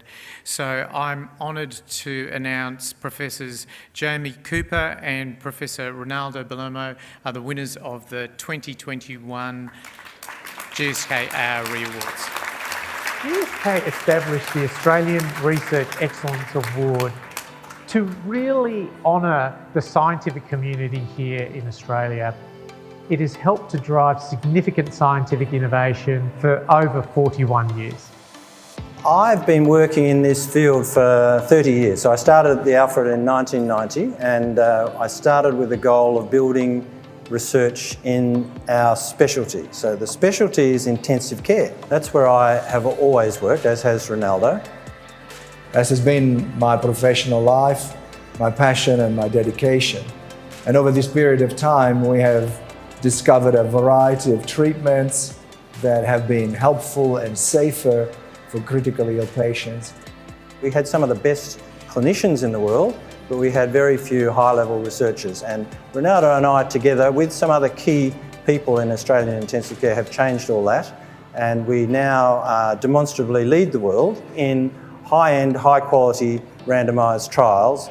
The most important thing that we've done is to create trials in different aspects of intensive care: fluid management, antibiotic management, prevention of fractures. It's a broad area of care across all aspects of critical illness. It's a wonderfully positive thing to see Ronaldo recognised in this fantastic way. The trials that have been led by Professor Jamie Cooper and the ANZIC RC have been world-changing research. He's really changed practice around decompressive craniectomy for patients with traumatic injuries, around blood transfusions for patients who are critically ill. He's shown tremendous leadership and inspiration in a variety of different areas of critical care medicine, and even more recently within the pandemic. If I could think of one thing that has been the secret to his success, it would be that generosity of spirit and that when in doubt, collaborate approach to everything that he's done. People have had a safer care, lives have been saved, and in that process, we've made the cost of care for critically ill patients significantly less expensive. Receiving the award with Ronaldo, I'm so glad we've received it together, because the clinical research that we have done has always involved teams. So it's a recognition of that work, the successes that we together have had. Winning this award means that we can allocate the resources generally given to us by GSK to young investigators to evolve their skills and conduct trials into the very long future for our country, and we continue to punch above our weight in this field.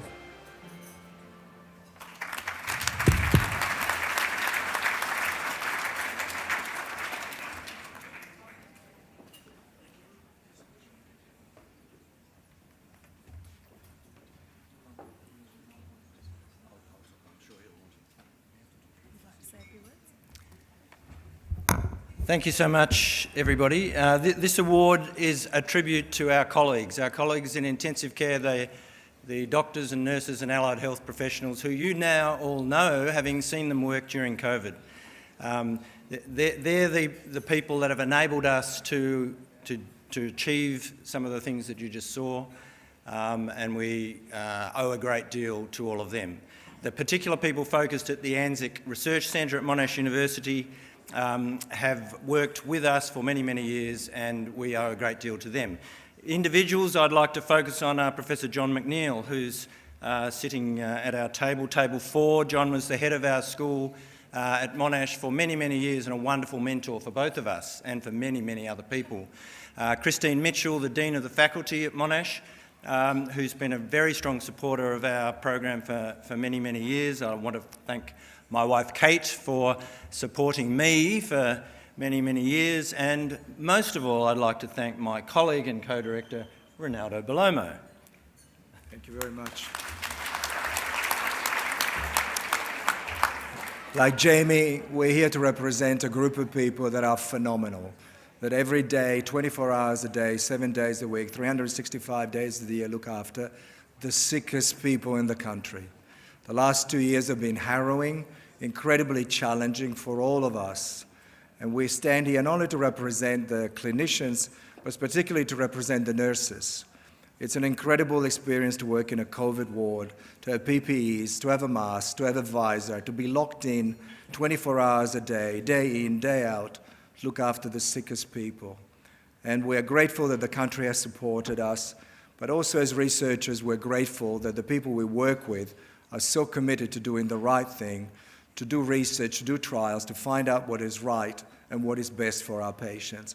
We're very fortunate to represent this country that with its government and with its assistance and with its ability to listen to scientists and advocates and researchers has been able to forge a response to the virus which has been one of the best in the world. And most of all, I want to thank GSK for this fantastic award. We know it's going to go to a great degree to try and understand what's going to happen to COVID patients that have been incredibly ill on extracorporeal membrane oxygenation, prolonged mechanical ventilation, and to try and understand what their lung recovery and their long-term outcomes are. And that's a really fundamental health issue that we need to address. Thank you very much, all of you.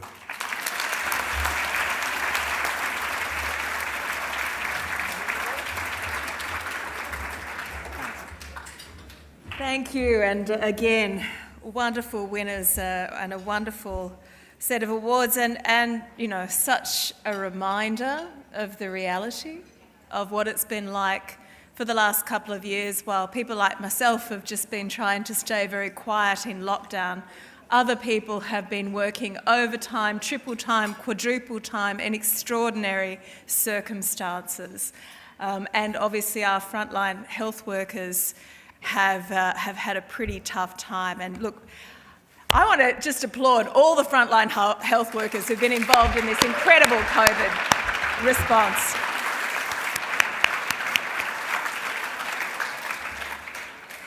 And this is a fitting moment to announce that we're going to take a short break.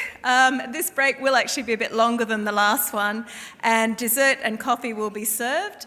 And we'll be back in a little while to announce the final award for the evening, the prestigious Peter Wills Medal.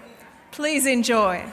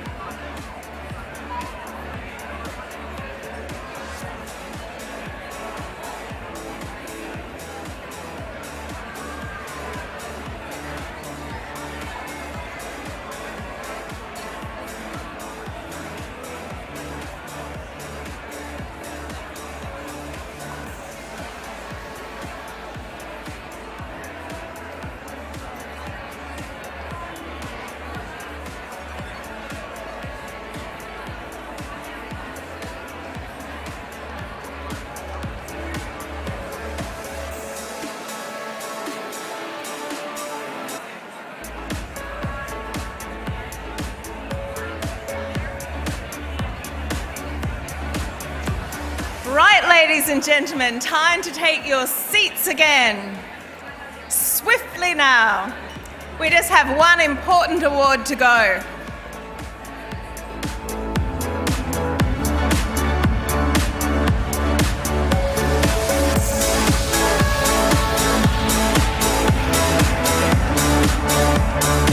Come along, stragglers. Take your seats. Couple of stragglers in the corner there. We'll get another mingling break after this. But we are now ready We are now ready for our final award for the night. Yes, just quickly back to your seats. Okay, I want a hush of anticipation, right? Little hush of anticipation. We're ready to present our final award for the night, the illustrious Peter Wills Medal. And to present it, can I please ask Peter to the stage? I'm proud to be awarding this year's Peter Wills Medal in Research Australia's Health and Medical Research Awards. The last 2 years has highlighted the importance of health and medical research and the need for the persistence of collaboration. When I led the federal government's strategic review into health and medical research in the late 1990s, it became obvious to me the importance of collaboration within this country was so critical in the health and medical research sector. And as a result of that, we formed Research Australia. Now, 2 decades later, the Alliance continues to create or accelerate the Australian health and medical research and the position the sector as crucial to the healthy population and economy. From the laboratory through to the patient and to the marketplace, every researcher, advocate and medical professional is critical to Research Australia's mission.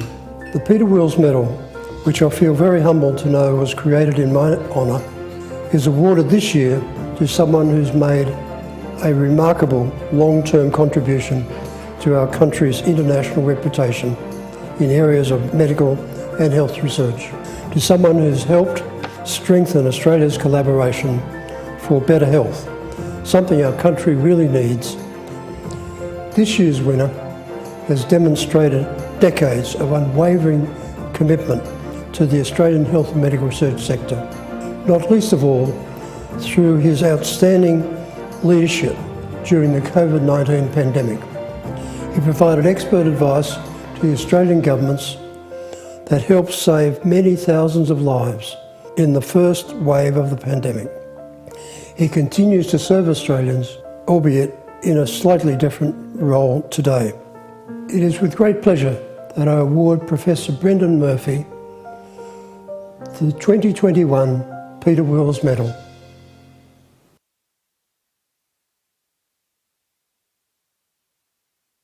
It was a great, if somewhat unexpected honour to me to be awarded the Peter Wills Medal. And I do want to thank Research Australia and Doug Hilton and Ian Fraser, who I believe nominated me somewhat unexpectedly. Even though I haven't been actively involved in research labs for probably over 15 years now, I do have a deep and enduring passion for health and medical research and have sought to promote its value in roles over the last 15 years. Originally as a hospital CEO, where I really strongly believed that a research culture is the best way to guarantee a high quality clinical governance and care culture, and more recently in government through my roles in the NHMRC and having governance of the MRFF. Of course, the biggest challenge that we've had collectively in the last 2 years has been COVID, and I've been involved in that as Chief Medical Officer originally and now more recently as Secretary of the Department of Health. And I've been privileged to harness the huge expertise of the health and medical research community in our COVID response. Our medical researchers have been involved from the outset, deeply involved in the response. Just about every university, MRIs across the country, health service research departments have been involved at each stage in our COVID response. My mantra to the various governments I've served over many years is that the value of health and medical research is so much greater than those things that we can translate into commercial benefits, but the ecosystem underpins the quality of healthcare and our ability to adapt and respond to changing circumstances, just like the COVID pandemic. Thank you.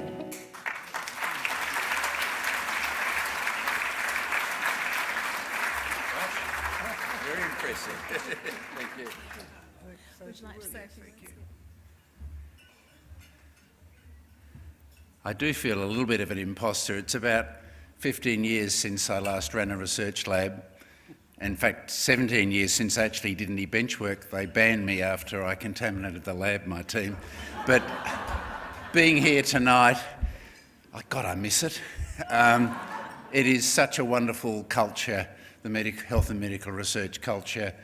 The excitement of the discovery is really what drives so many of you and gives this passionate leadership. But the COVID response really has shown just how well served we are in this country.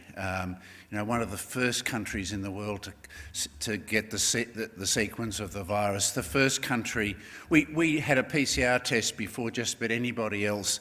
The genomic sequencing, all those epidemiologists we'd never heard of that are now family names. And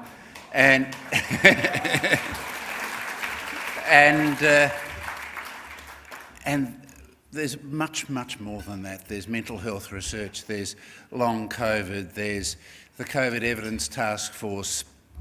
Where did we go when we wanted to get the best evidence base about treatments? To academia, to the medical research community. This has been an extraordinary couple of years, and the health and medical research community should be so proud of what they've done. And you should be so proud of what you are. We punch so much above our weight in this country. Our health and medical research is in a very strong place. Minister Hunt has given us a task tonight that we didn't know that was coming, Paul, but we will do our best to help strategise the next generation of medical research. Thank you for this award. I'm very privileged and humbled. Thank you. Thanks, Peter. Thank you.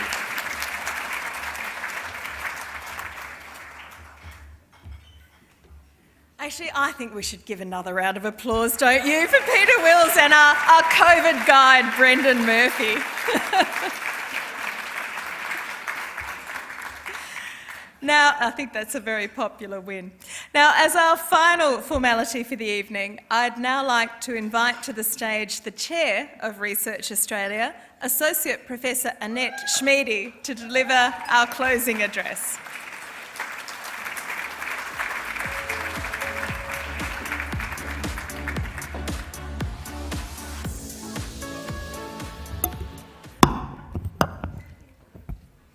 Well, what an absolutely wonderful evening, and how pleased and privileged I am to be in this room tonight.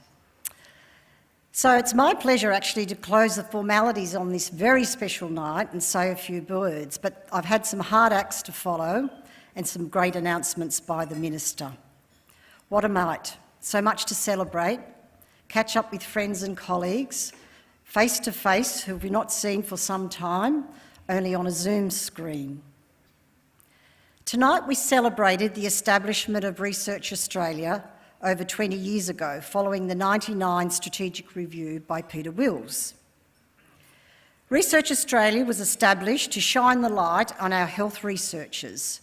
The Australian community were well acquainted with our sporting heroes and stage and screen stars, but knew very little about our health and medical research stars. And there were many of them, as we have seen tonight. Research Australia changed the landscape by engaging the community and telling the stories of medical research. For over 20 years, Research Australia has been an effective advocate for health and medical research through engagement with the community and with philanthropy. But Research Australia has evolved to meet the needs of the times, and as we look to a post-pandemic world, a priority will be to work towards a national health and medical research strategy, which the Minister has invited us tonight to participate in. But this must meet the needs of all stakeholders, particularly the community.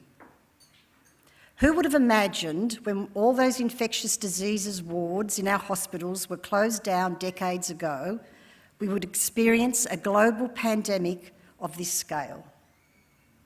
COVID is the worst public health crisis the world has faced since the Spanish flu of 1919, when returning troops from World War I took it around the world. With COVID, this took weeks, not years, as we well know. So learning from history, The history of Australia's response makes an interesting read, and I've been doing a bit of reading recently on that. When Spanish flu struck Australia, the Federation was very young, only 20 years old. The pandemic tested the new nation, particularly when the states closed their borders to protect their citizens. Does that sound familiar? But national initiatives also occurred, which strengthened the Federation.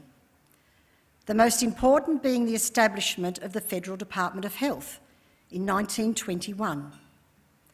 Crises often accelerate innovation, and there's our invitation. It's an opportunity we must now grasp.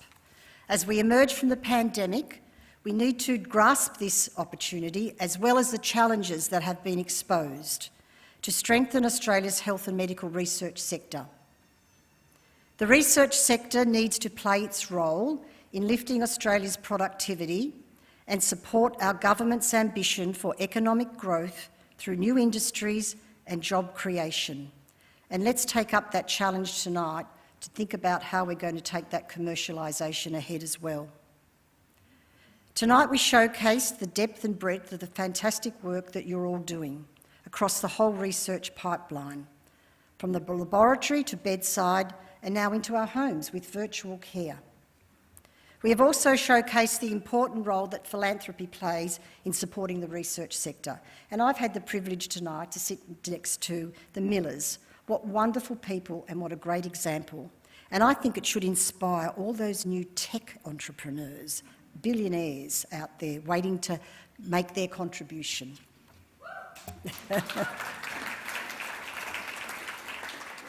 So, the pandemic demonstrated that research timelines can be reduced and greater national and global collaboration is possible, all right? So we need to now take that on board. We need to start seeing the embedding of research into health services as a strategic priority. It is a personal passion of mine to see research implementation and translation speeded up.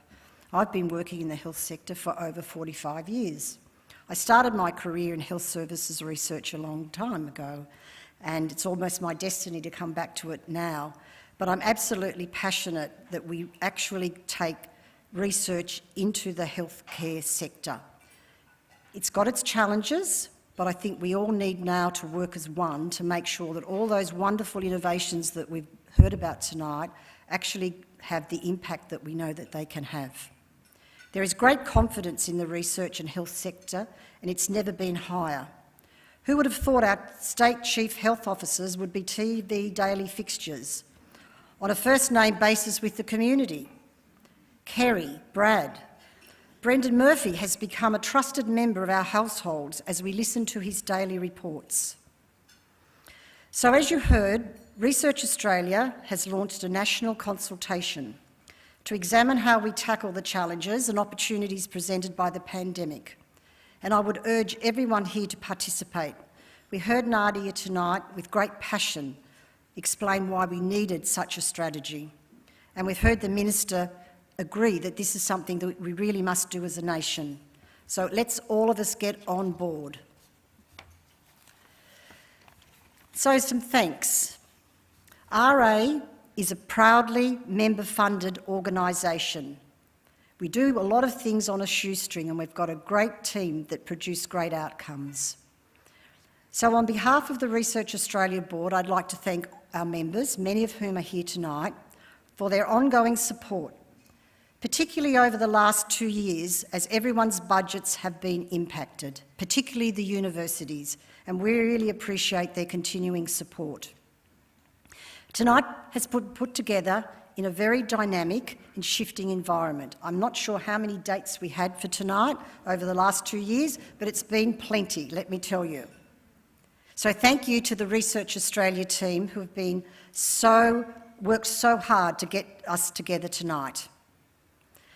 Special thanks are reserved for Nadia for leading the organisation through the uncertainty of the last 2 years.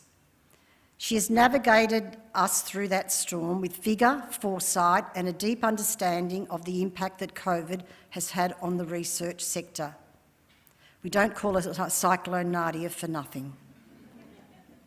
Thank you to our sponsors, New South Wales Government, Griffith University, Bupa Foundation, my old stamping ground, GSK and the Australian National University. We've been well represented here tonight by state members of parliament and federal members of parliament, and we thank you for that. Our federal and state department colleagues, and Minister Hunt and Brendan Murphy. Everyone who has supported us by coming tonight, we thank you. Before I finish, I want to leave you with a quote that I also found doing a little bit of my research. Research must be actively pursued and developed. As fast as new knowledge is acquired, it must be applied. Billy Hughes, the Federal Minister of Health, spoke these words at the establishment of the National Health and Medical Research Council in 1936. And you know they are still relevant today. So lastly, I'm going to wish you all Merry Christmas, because it's only 2 weeks away, safe travels, and hopefully we'll see you all in 12 months in 2022 for the awards. So thank you, everybody. It's been a great pleasure.